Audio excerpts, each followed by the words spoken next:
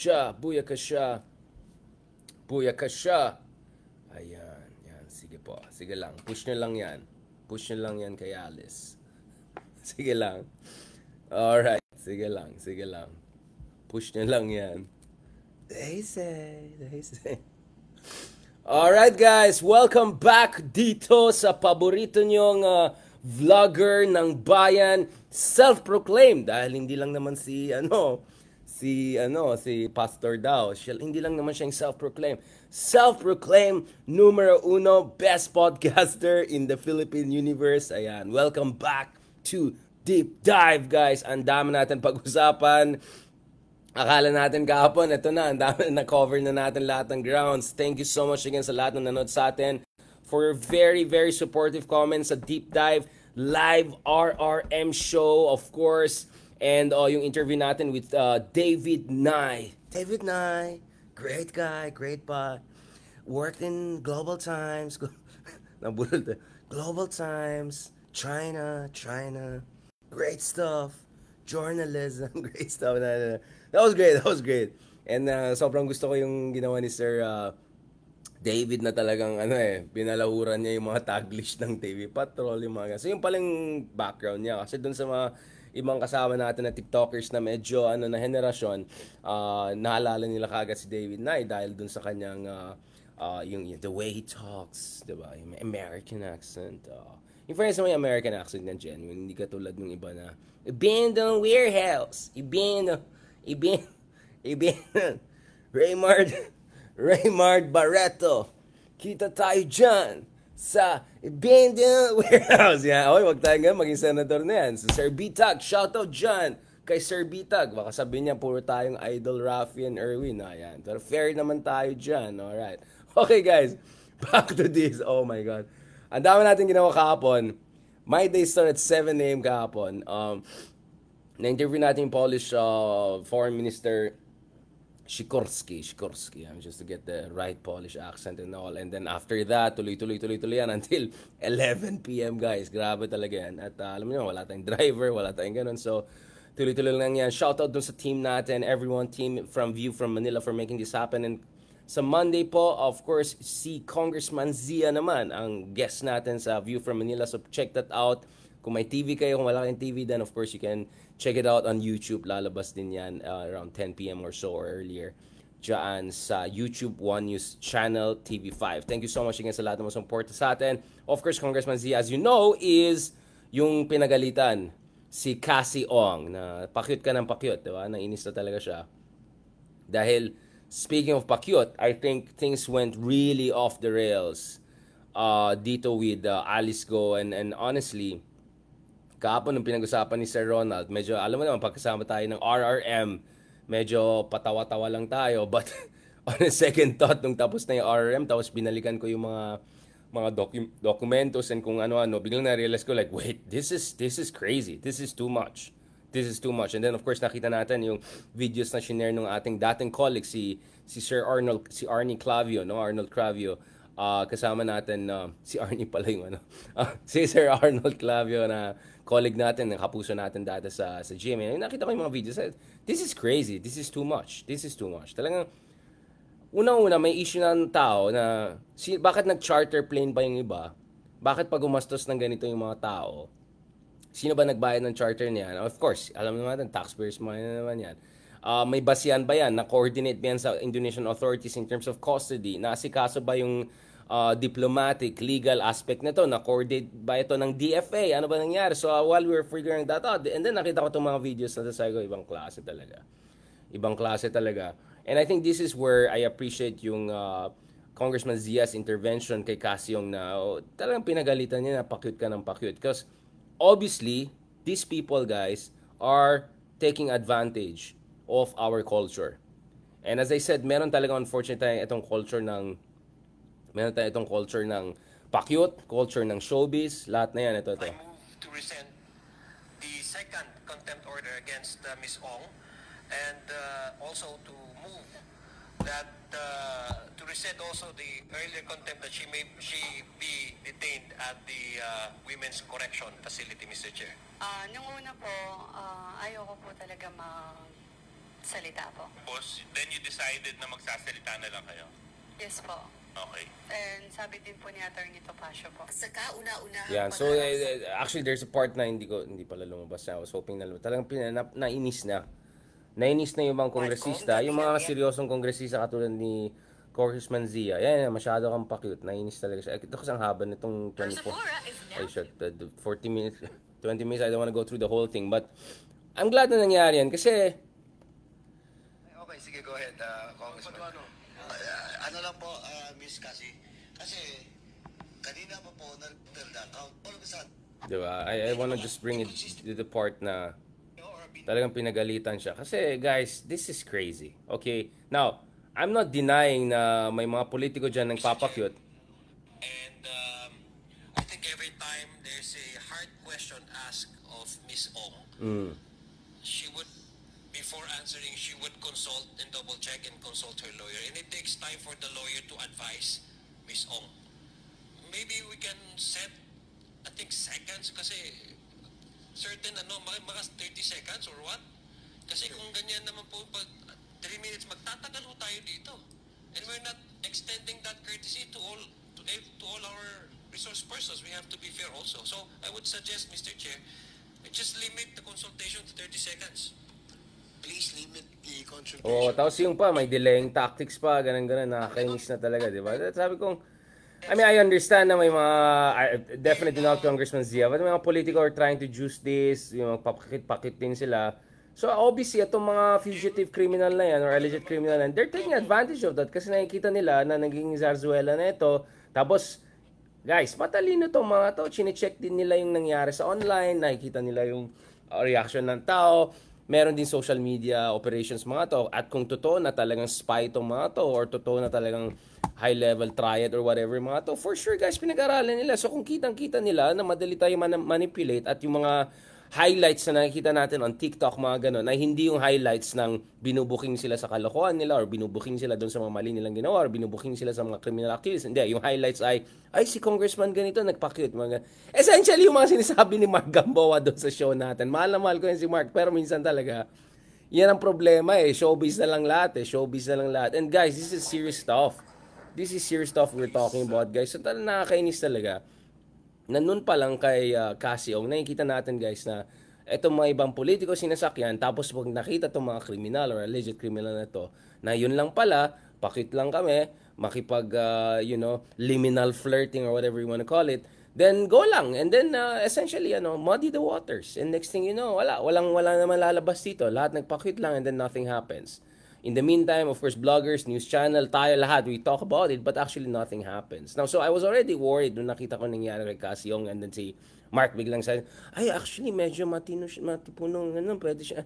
Like, sabi ko, ayan na naman tayo eh.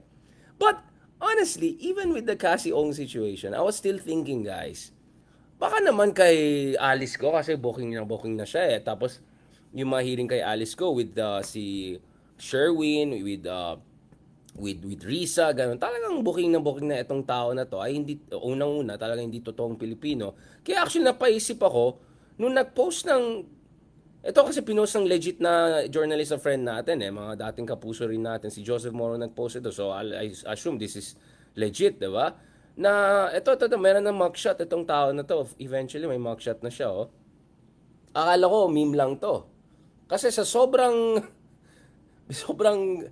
undermine yung confidence ko sa pangyayari sa ating sistema. Para akala ko hindi mangyayari tong araw na to. Pero mga nangyari na ito.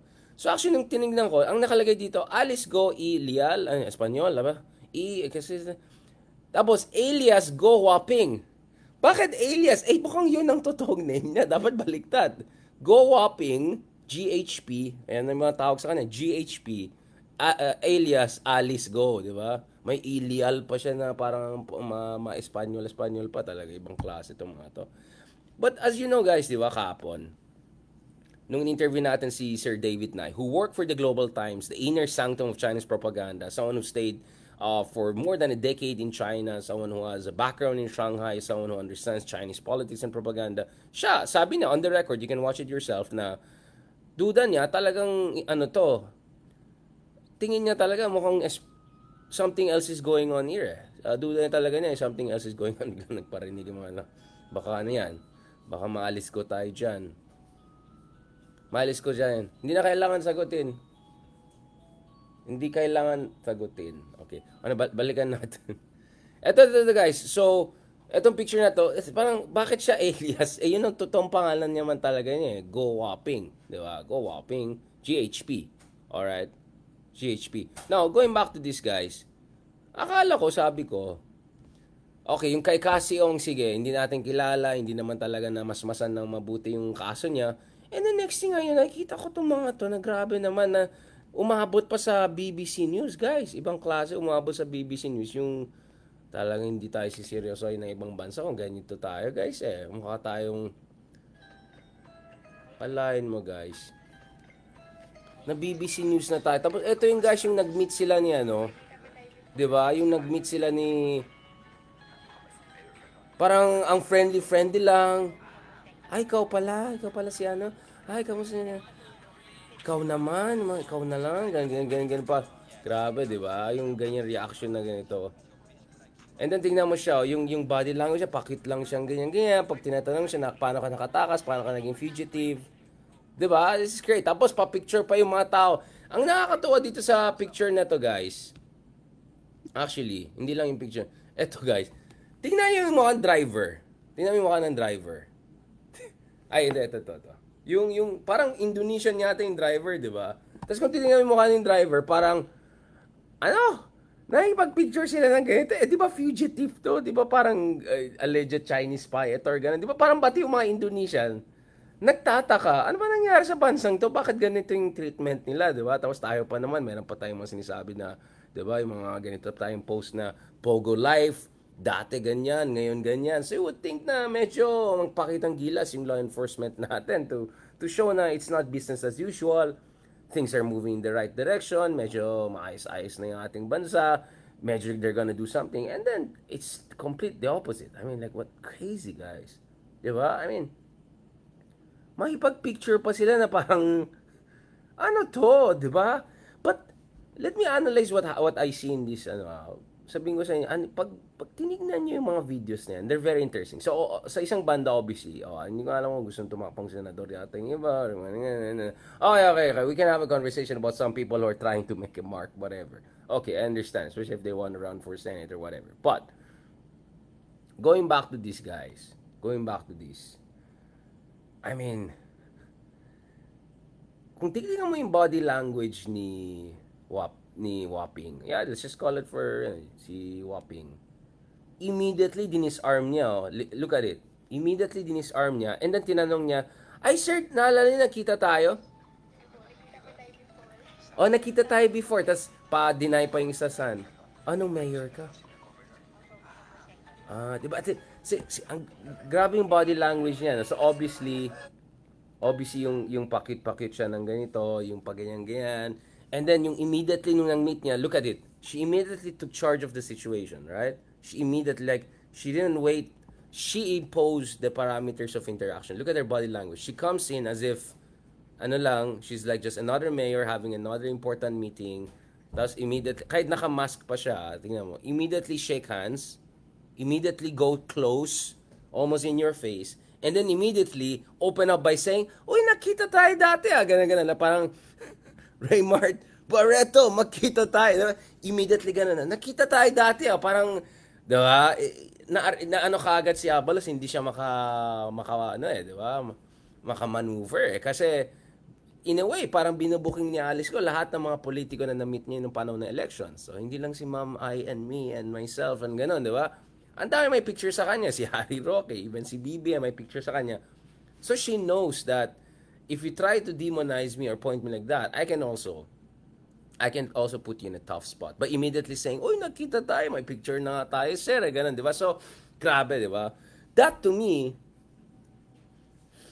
parang magaling masyado Parang trained I mean, to us, it comes off like pa-cute lang siya. To us, it comes off like parang incompetent lang yung mga leaders natin or ano lang sila, masyado silang softy-soft or banana repod. But I think it also shows this person has a training.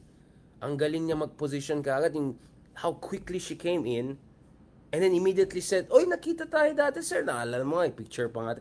Yung pag ganun kaagad, di na makapwesto si kuya, di ba? Nahirapan na pumwesto si kuya. Hindi siya di ba? Buhelo, di ba? At immediately, kinuha niya yung buhelo niya. So, syempre, itong mga opisyales, politiko, gusto nila. Okay, ito na yung limelight, big case. At the same time, itong tao na to, medyo kilala na sa Pilipinas, mga ganon. And then at the same time, ito yung isang tao na lahat kami na-meet namin yung election time, blah, blah, blah. And hindi natin alam. So, yeah, may pagka-psychological warfare strategy ang parang...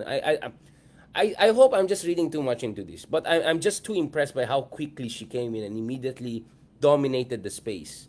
Kasi guys, di ba, kung ayaw maniwala sa akin, panoorin niyo yung mga experts na ina-analyze yung body language and all, right?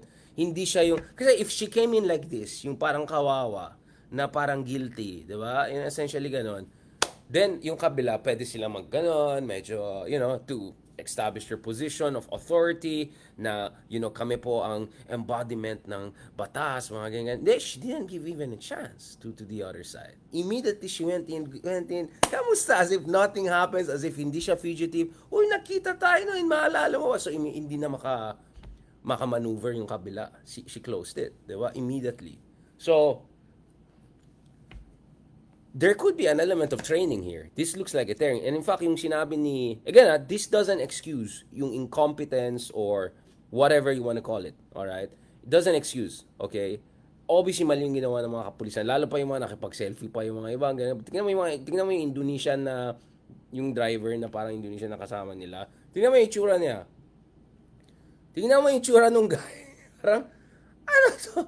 Magsa-selfie tayo. Tingnan yung mukha niya, napaka-ambivalent. Habang yung mga nasa likod, parang tuwan-tuwan. Akala ko nung una, meme talaga to. It was so crazy.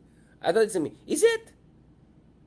Is real to, di ba? I mean, please correct me if I'm wrong if this is, tingnan mo yung mukha ng Indonesian guy. Tingnan mo. Unless hindi ito Indonesian circle. But whoever is this guy, I think he's Indonesian.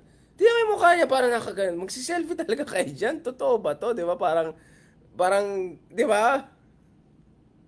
Befuddled si kuya. Parang confused si kuya. Parang perplexed. What's going on here, man? Like, what?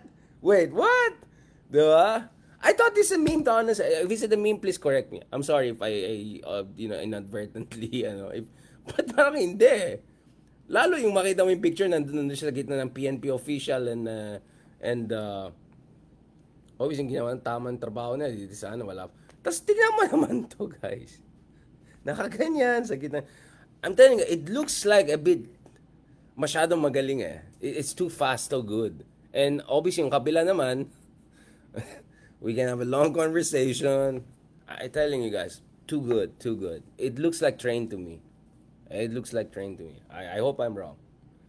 Look at it. All of the guys you had on our shows, whether it's Christian Tan or David Na, yung mga tao na either may Chinese connections or been to China and all, may mga Chinoy akong kaibigan na lahat sila, ang tingin nila, spy talaga tong taong to. Again, we don't have a smoking gun yet, but daming mga false flags dito. Ang daming mga red flags, sorry. Well, probably there are also false flags, but ang daming mga red flags dito, guys, na nakakabala talaga ito. Binalikan ko talaga yung video na yan eh. Immediately how she dominated the space, went intimate like that, didn't give any room for the other side to exercise authority. Tapos medyo hindi naman matangkad yung di ba? Grabing ang galing eh. Bilis ganun. Tapos opening statement na pala, uy, nakita tayo dati, wag kang ganun, di ba? Yung minsan kung may nakita kang kaibigan, tapos para medyo umasenso sa buhay, ganun. Tapos, di ba ang gagawin mo? Uy, ngayon hindi mo na ako kilala. Uy, parang hindi mo na ako pinapansin. Big time ka na. Di ba? Immediately pag ganun mo, hindi na makapwesto yung kabila. Oh, hindi naman pare. Naalala nga kita. Thank you, ganun. Oh. Medyo may may psychological skill, guys. I'm just saying, balikan nyo. If you don't believe me, go and look at it. At the same time, nakaano ba talaga? Nakalapel ba? I'm just saying, kung talagang close sila, kung talagang ganun, why did she have to do it also in public, right? Immediately ganon, right? So immediate na lock in niya eh. So galing, masyadong magaling, guys. She's too good. So I'm actually revisiting kasi I used to think she doesn't seem smart enough to be really well trained. But the fact na ngayon nakatakas siya, tapos wala nangyari sa kanya. Di ba kasi kung dispensable ka lang, di ba, yung parang dispensable ka lang, yari na to kaagad ng triad and all, di ba? Pero hindi, mukhang okay na okay pa siya. Siguro hindi makaano yung China sa Indonesia, kaya nahuli tuloy. At yung Indonesia, of course, alam natin guys, may kapalit silang hinahanap, di ba, yung Australian. Di ba, na parang alleged drug trafficker or something like, yung AFAM. So may hinahanap din kasi ng Indonesia. So ngayon, meron silang bargaining chip sa atin, di ba? So, I'm telling you, maybe when Chris Tan or David Nye na may Chinese connections and Chinese heritage na nagsabi pa itong taong to, maybe I should revisit what I said na, masyadong magaling guys. Ang bilis niya. And she immediately manipulated the media, she immediately manipulated the space. Yung space manipulation like, may parating na tao, na authority, kaysa ganyan ka, hindi siya apologetic, completely like normal. Nothing happened, go immediately, no remorse, dude, this is a fugitive. Alright, tumakas ito. Most likely, hindi lang to triad or criminal, ano pa to, di ba? But wala siyang pake. So, that needs training, guys. That needs training. That looks, wherever this person got their training, magaling to. Magaling to. And then, immediate, tagdan mo yung mukha niya. Paawa effect naman siya. Look at how quickly she changes her persona. Nung nahuli naman siya, yung paawa effect siya bigla. Na mukhang kawawa, ganyan. Like, look at how quickly she changes. Yung aura niya, I'm just telling guys. I hope I'm not reading too much into this. Maybe she's just good. Maybe this is just her personality. But they say, too good, well-trained. Great people, great. Tingnan mo, parang ibang tao to, di ba? Parang 10 years after, or at the very least.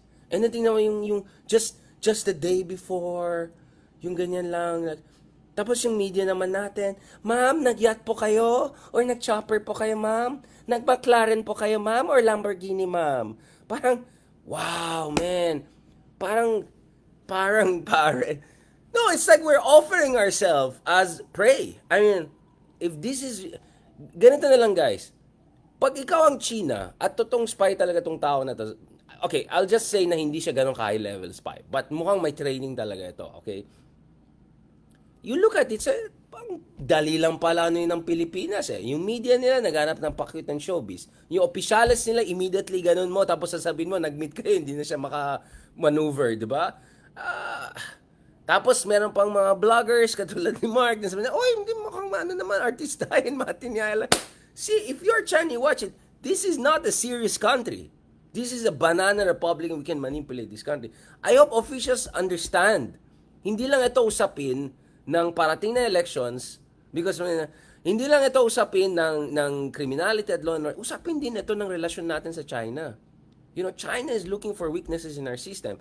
Even if itong tao na to hindi spy, and let's just be clear, hindi pa proven, right? Wala pang, but even sabihin natin wala talagang connection ito sa China or anything like that. Because if you're China and you look at it like, wow, ang dali lang pala i-manipulate tong bansa na ito All you need to do, no offense, but I'm sure in Korea, meron silang mas,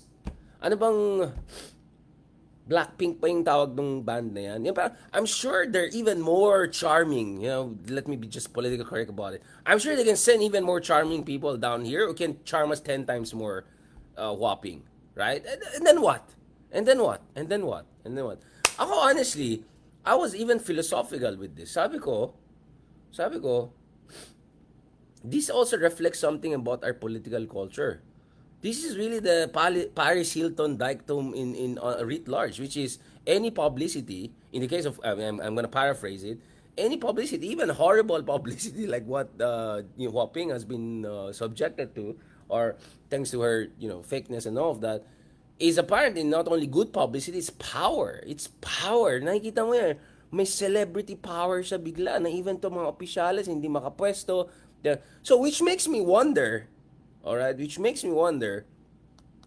how is China gonna look at it, or our enemies, or anyone who wants to manipulate films like, ang dali lang pala manipulate ng mga tao dati.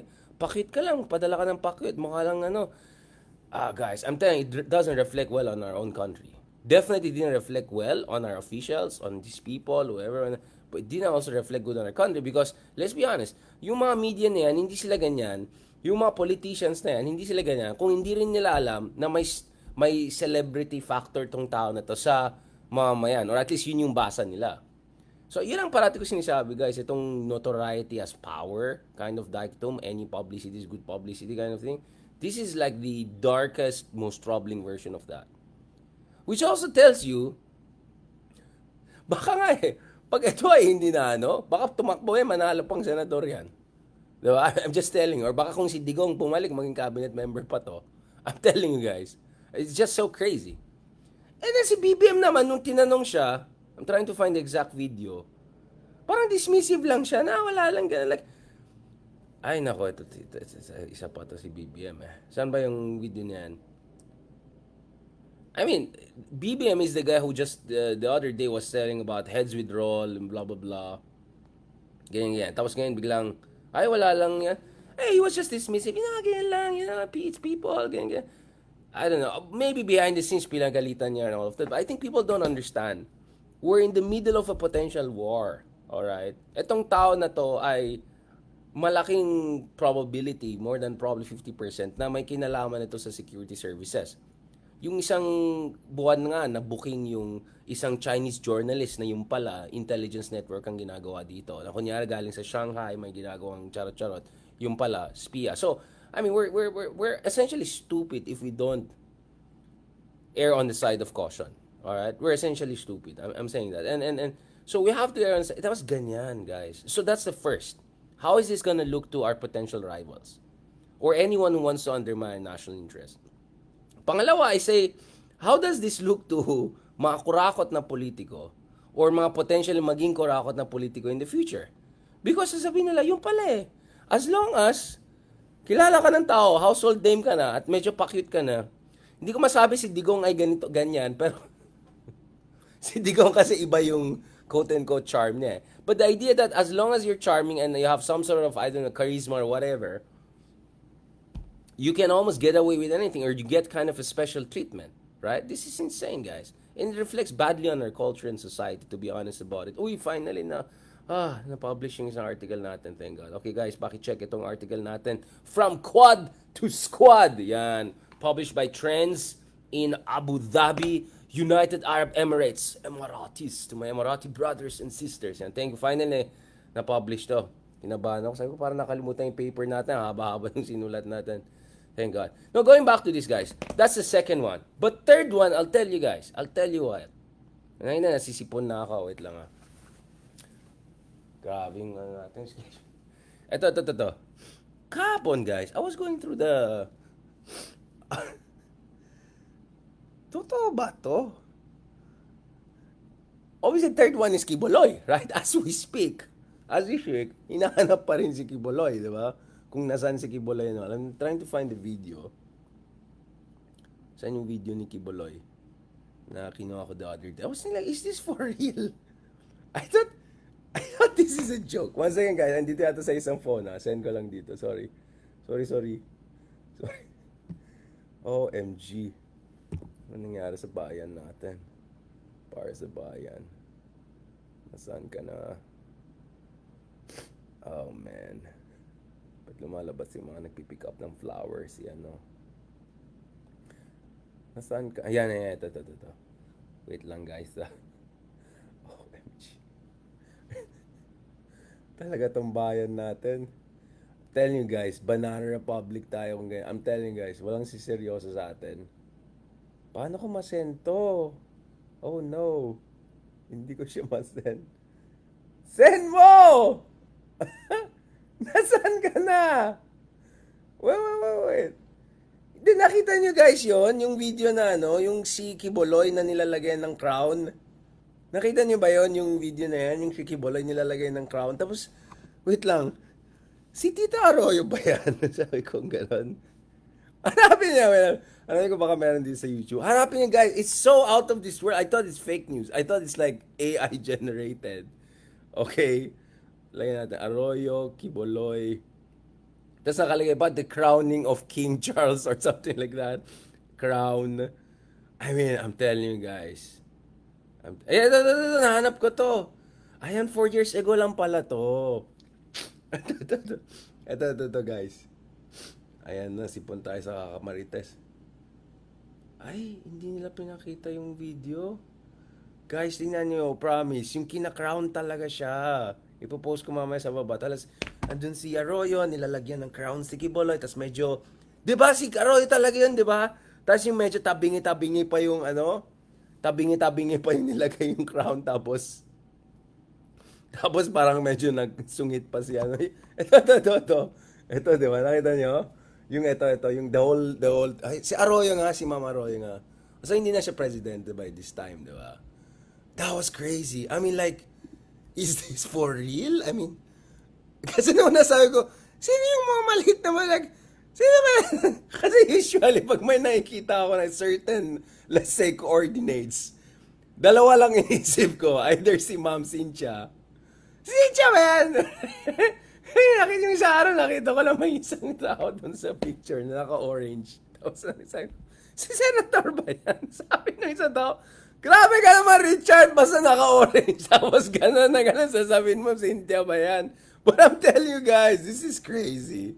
This is like kukulan crazy stuff. Like, I understand in politics, you need to be, sometimes you need to grovel before. I get it. Like, you need vote, you need support, but sometimes, wag naman masyadong bottomless iced tea, di ba? May konting standards naman sana tayo. So, imagine, this is the former president of the country. This is, 4 years ago, she was just out the Speaker of the House, di ba? I was like, hanapin ko. OMG. So you guys can see where's this conversation going, right? So if Alice Go is given that treatment after tumakas pa at nahuli pa, di ba? Imagine kung, let's say, tomorrow morning, biglang nag-surrender itong taong to. Alright? Hindi, totoo talaga siya. OMG, it's true. Only in the Philippines. Ito, nahanap ko na natin video. Oh, man. Guys, kaya natin to. Oo. Ito na. Ito na yung ceremony. Grabe yung mga reaction ng tao. Mag-zoom ka. Ayan. Ayan talaga nilalagay ng crown, no? Tingnan nyo. Tapos tabingi pa nung nilagay ng crown sa una. Tingnan nyo guys. Tabingi pa. Tapos parang nagalit pa si Sir. Tingnan mo. Oh, tapos tabingi, inayos-ayos pa. Tapos tingnan mo si Arroyo dyan. Sige lang. Sige lang.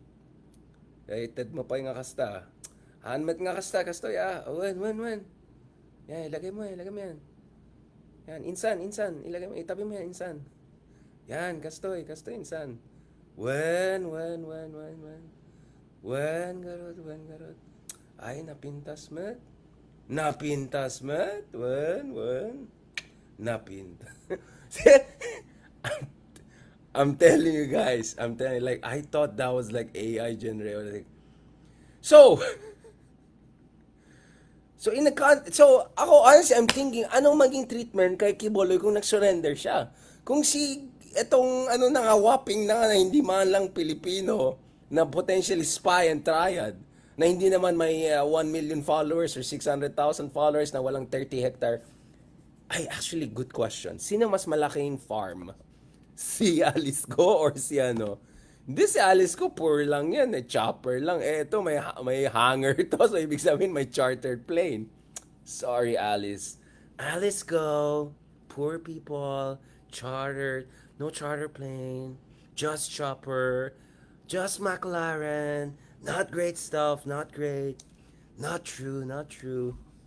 Ito, may hangar, may dikit almost sa airport ng Davao. Ito yung base dun sa report ni General Torre, di ba, na interview natin live. I'm telling you guys, pag farm kaya, ito talagang ibang klase. So, imagine if Kiboloy surrenders, tingnan mo yung treatment ng tao. So, obviously in Davao, he's treated already like a king, given na yan. Alright? But I'm saying, let's say for some reason, dadaling pa siya sa Manila.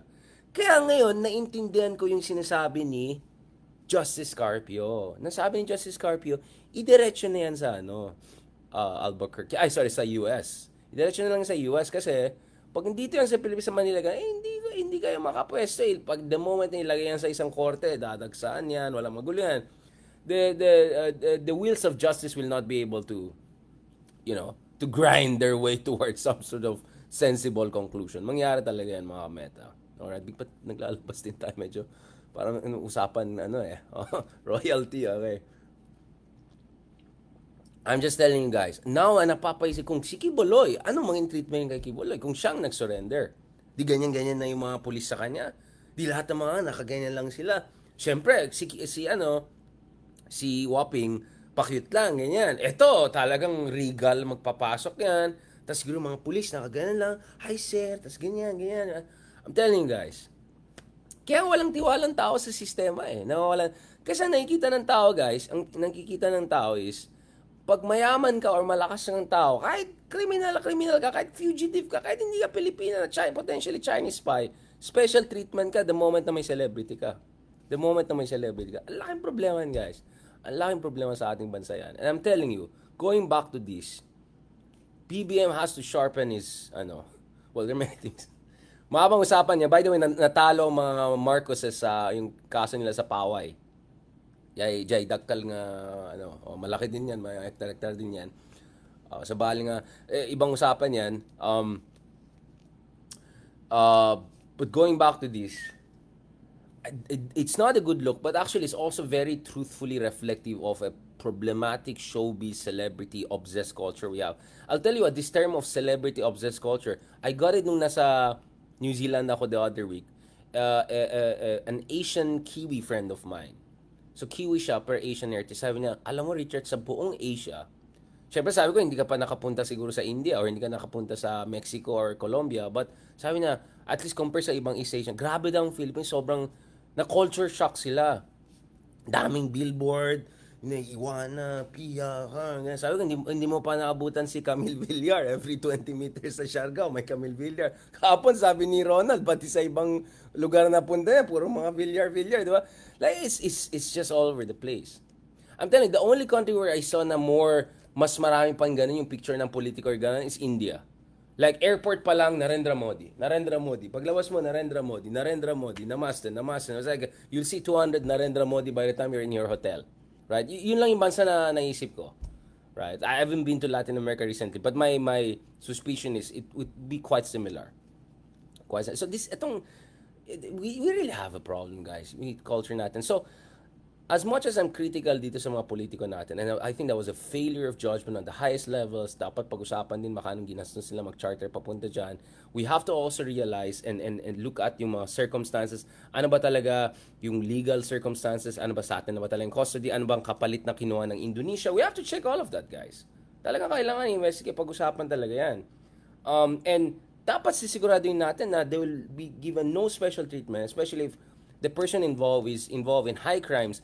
Let me remind you guys, ang isa sa accusation is she's involved with a pogo that has tortured people. Alright? A pogo that has allegedly been involved in hacking government websites. Alright? These are serious things we're talking about, right? Human trafficking, torture, potential espionage. This is serious stuff, guys. Serious stuff. Which actually reminds me, guys, naalala nyo yung, oh my God, I think, of all the Senate hearings, I'll tell you what, hindi pa rin yung urge ni pinaka-crazy. Hindi rin Shimanot. I'll tell you what, the craziest Senate hearing I've seen is yung hearing ni Jonathan Morales at si Jinggoy. Naalala niyan, yung si Jinggoy at Jonathan Morales. For me guys, that tops it all. Yung tipong,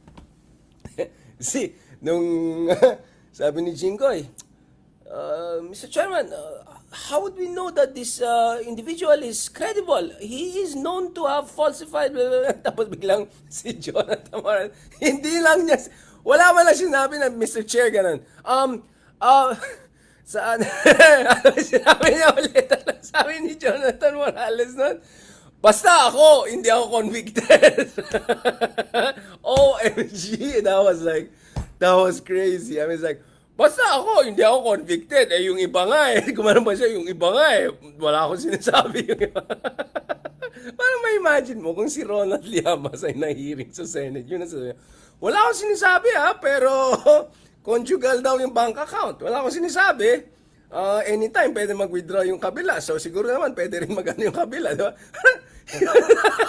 Sabi ko, oh my God, tapos na nakita ko si Bato. Si Bato, nag-gets ni Bato saan papunta yung conversation the moment na sabi ni Jonathan Morales. Oy, basta ako, hindi ako convict. Nagpanik si Bato. No, hindi yun ang pinag-usapan natin. Hindi ka nilala dito, parang. Tapos si Jingo, loko to, bakit?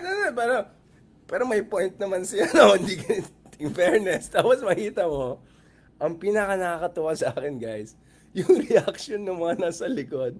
The moment na sinabi ni Jonathan Morales, basta ako hindi convicted, biglang gumanon yung mga tao sa likod niya kasi natawa sila. Oh my God. That was, for me guys, I'll tell you what, that was the most revealing hearing I've ever heard. Not yung mga polvoron stuff na sila, but for me, that just tells you yung state of affairs natin sa kan. Tama naman, convicted naman yung isa na nasano, di ba?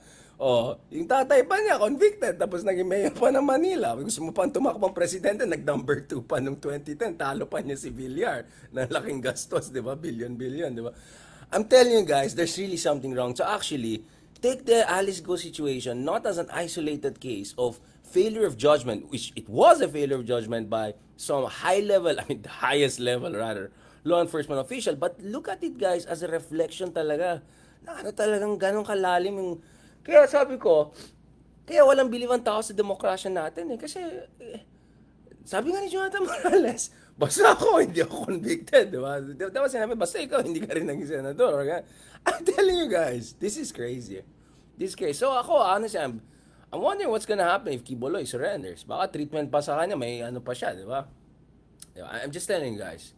So kung ikaw si BBM ngayon, kaso BBM marami rin sabi itong mga to like, nyamet, nagadong nga problema. But, sana naman Sir BBM, pag ganyan-ganyan na lang si Alice Go, kahit nahuli na, si Teves, nag-golf course pa rin, nakalakos pa rin. Si Bantag, meron ng bagong, may nakita kong bagong Facebook post na Bantag, tapos gwapong-gwapo na talagang, yung mga talagang, di ba? Naging hero na naman ng mga kano natin dyan. Tapos, actually yung Bantag, I hope I'm wrong, but according to my lola, which I'm not sure it's probably 50% accurate, sabi niya, may mga tao sa amin, sa Bagan Cordillera, ginawa nila yung issue kay Bantag as a kind of an attack on people of Cordillera. Again, I didn't say anything, it's my lola, but I'm saying even with Bantag, there are people who try to portray him as a victim of discrimination or whatever against Cordilleran people. I don't know if it's true, but I won't be totally surprised. Yeah, I hope I'm wrong, but I mean, I'm just telling you, we are living in that kind of country. All right, and guys, we are talking about Percy Lapid. Ilang taon na since yung, di ba, yung tragedy na nangyari, yung krimen na nangyari sa kanya, ano pa nangyari? Tapos itong BBM na to, ever sabi niya, heads will roll. Ano nangyari dun sa mga skandalo dun sa sugar importation nung first year pa lang niya? Oh, tapos ngayon, hindi pa nahuli itong mga to, yung nahuli pa nga, nagaganyan-ganyan pa. So, we're not serious people, guys. We have to show we're serious people. And it has to start with officials at the very top until eventually the culture changes. But I'm just saying, the Jonathan Morales episode was the most revealing to me. But if there's one serious person in position of power, if there's one serious person, great person, that's Senator Rizal Ontiveros. She was the first one who immediately came out. In fairness naman, I think Sherwin also had a very strong statement on this. Immediately lumabas si Rizal Ontiveros, sabi niya, ano pinagagawa niya dyan, nakakaya kayo, di ba? Parang binagalitan niya yung mga tao na you don't treat her like a celebrity, di ba? Di ba? This is crazy.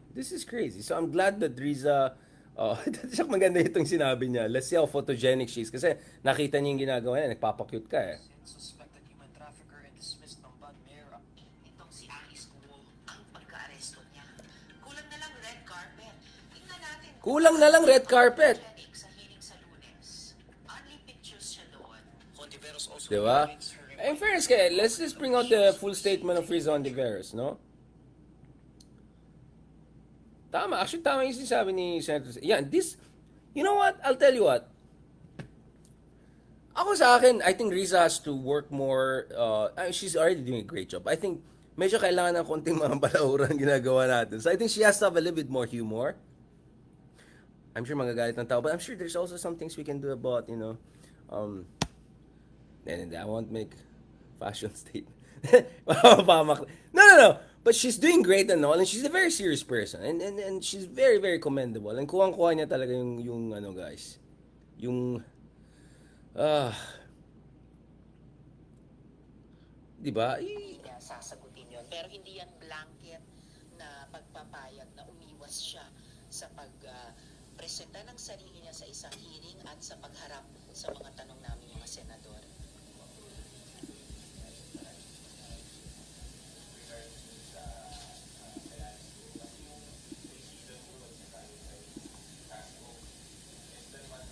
Trying to bring out itong sinabi Rizzo, ang ganda. Inaalam namin kung anong petsa at anong oras pinakamaagang pwede siyang ibalik dito. Nagko-coordinate na rin ang Senate Office of the Sergeant. Kasi kailangan siya ibalik dito. Dapat i-investigate pa rin siya. Hindi siya nagpakita doon sa mga ibang hearings din eh. Gulo na to. Tapos maiproseso nila ng BI, si Alice Go, ito turn over siya sa atin dito dahil Senado ang may standing warrant para kay Alice Go. So yun din ang issue ngayon, yung custody niya eh. Saan ba siya next, di ba?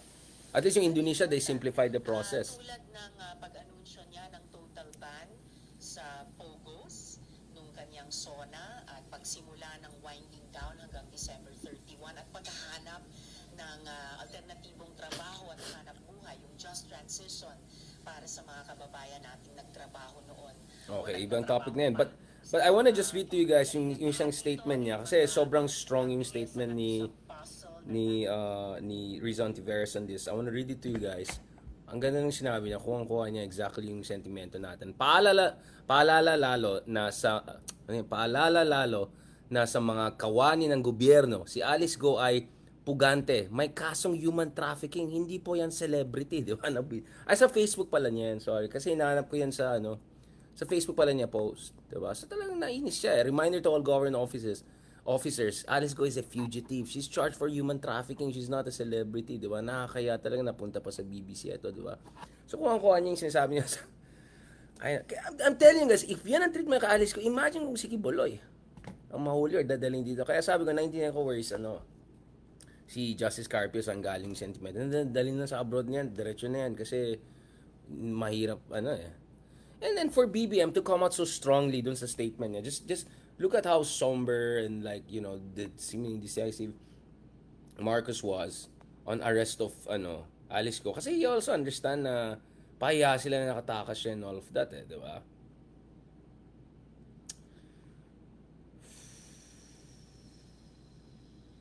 Ito yung statement niya. I'm telling you, the BBM has to sharpen his tools talaga. He has to be more decisive on this issue. Payarin ng Pilipinas dito eh. On or about 1 o'clock a.m. 4 September. Di ba parang may special operation. Waping was arrested in Tangerang City, Jakarta, Indonesia.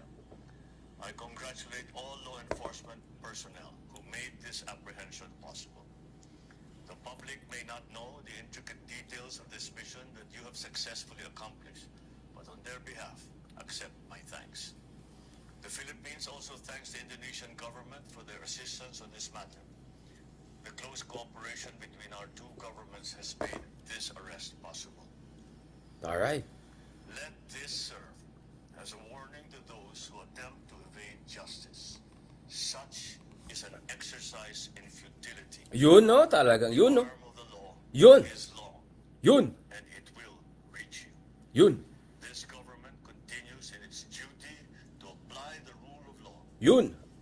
Ms. Go shall be entitled to all legal protections due her under the laws of the land. Hindi kasama red carpet dyan, ha? Pursuant to our commitment. Hindi kasama celebrity.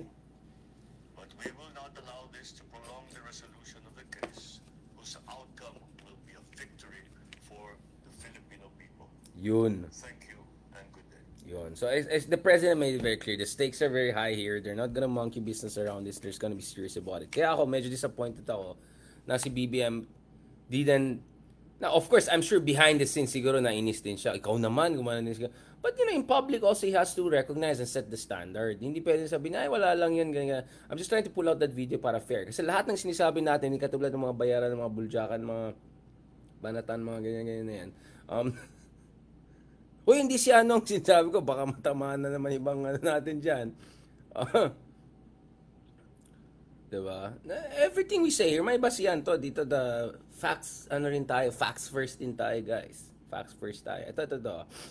So, andito yung article, but I'm trying to find the video where hindi ni-defend talaga niya. Ayoko nang gano'n. Ito. Is for her to lay out exactly how these Pogos became such a large, it's basically a criminal enterprise. Ba't ang hina ng boses? And as mayor, for her to say she did not know this was going on. Wait lang, kunin ko yung isang phone, guys. So, luma na tong phone na to. Kunin ko yung phone. 1 second, huwag kayong malis. Patapos na tayo.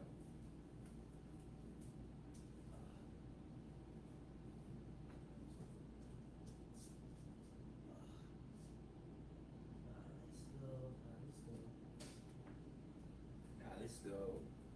Great people. Amazing people. Yan. Okay. Dinala ko rin yung merch natin. Mag-announce na tayo ng merch natin bago tayo might as well. Ilocano style. Sabay-sabay. Ayan, aming nga kasta. Wait. Last lang to, guys. Tapos matulog na tayo. Pagod na tayong lahat. Marcos. Alice go.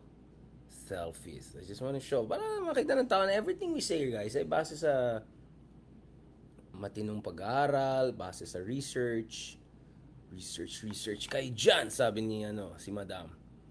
Right? Sabi ni Madam, bye, research kayo dyan. Ito. Saan? Ito ba yan? Walang problema. Ito to.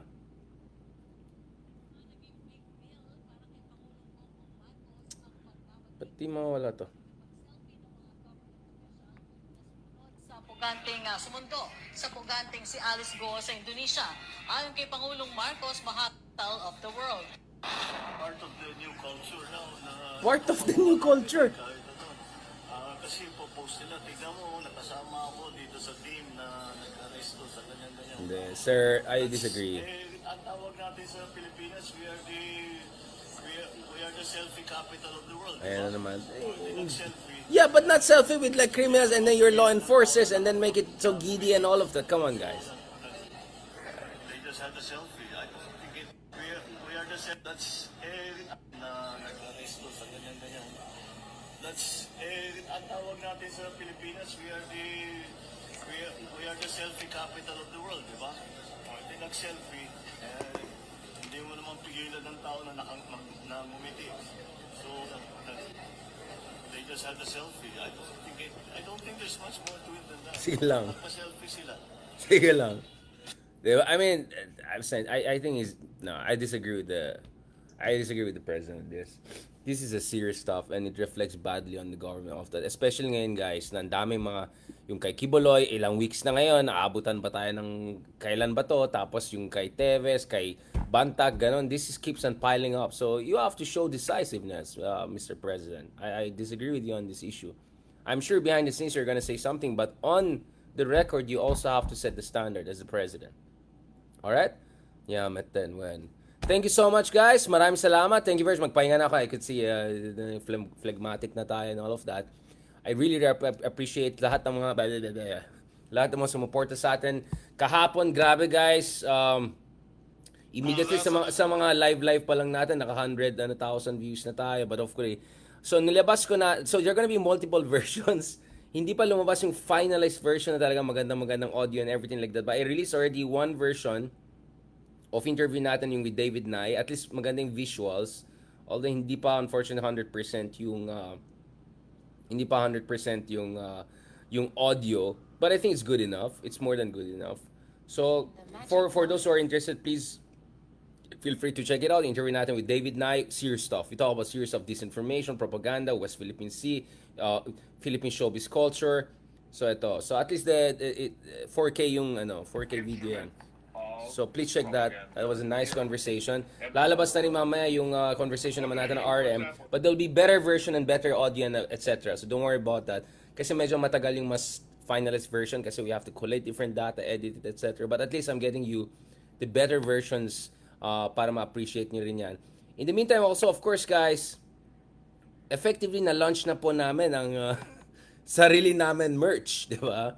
Ito na, ang Shogun Toranaga t-shirts. Yan, Shogun shirts. Yan, Shogun shirts. So siguro papagawa ako ng Tiffany version kung pwede, or gawa tayo ng version na purple version siguro if ever, no? Para sa mga merch natin.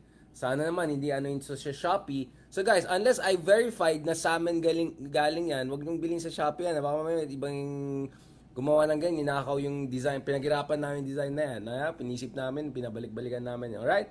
So, eto na po. Officially, mag-merch na po kami ng RRM. So, wait out for announcements. Meow, meow. And hopefully, we'll have different colors, including deep dive color. Later on, I'll also work on the logo and all for deep dive naman. Para meron din tayong merch dyan. Thank you so much again sa lahat ng mga supporter sa atin sa Spotify din natin. Malapit na tayo mag 1,000 ratings. Siyempre, medyo natin yan. Basic natin yan. And also on YouTube, we are almost at 99,000 subscribers. So thank God, we're getting closer to that minimum threshold. Also, we were looking on that front. So thank you so much again. Again, continue to support us. We're at 981 ratings right now at Deep Dive at Richard Hidarian. Nasa top 20 pa naman tayo, but hopefully we can be back again in top 10 and consistently keep it in top 10 podcasts of all podcasts in the Philippines. Just to be clear about that, on Spotify, para tuloy-tuloy din yung mga big events natin, hopefully with Spotify later this year or early next year, God willing, inshallah. Now, going back to this, also thank you so much sa mga sumuporta sa atin sa YouTube. Malapit na tayo, mag 99,000, and that puts us very close to, God willing, yung target na hinanap natin as a minimum threshold to get the ball rolling. So please add us, Richard Hidarian Vlogs. Libre lang mag-subscribe, libre lang mag-recommend, and libre lang mag-rate at sumuporta, of course. Hindi naman libre yung stickers and stars, but I really appreciate yung mga nagpapadala ng sticker and stars and all of those things. Also, don't worry mga ka-TikTokers natin. Thank God, as we establish yung minimum threshold natin on different platforms, Spotify, YouTube, I'm also hoping that, God willing, we can transition more to TikTok and all of that. And accordingly, next week, we're gonna join you guys from Tondo. Alright? There will be live versions, but there will also be recorded versions. So mag-usapan, hindi lang Kalye survey, but Kalye talk. Kalye talk, Espanyol. Kalye talks din tayo. Alright? And kasama po natin si Mark, si Ronald, and mga other things. So also expect more TikTok-ish, Kalye-ish, vlogger, food vlogger-ish kind of productions. Alright? On that note, thank you very much. Magpapahinga na ako. You can see how phlegmatic I am. I appreciate your support, and please continue to support us and spread the word. There's so many people. There are millions of other people who I think benefit very much from what we're doing here. If you don't like me, it's okay. Problema mo na yan. But I think there's a lot of good stuff that we bring to the table. Not only myself, obviously, but also other collaborators that we have on this show, Deep Dive, on RRM, among others. So please continue to support us so that we can get you the best guests and best political discussions in the country and beyond. Maraming salamat. God bless and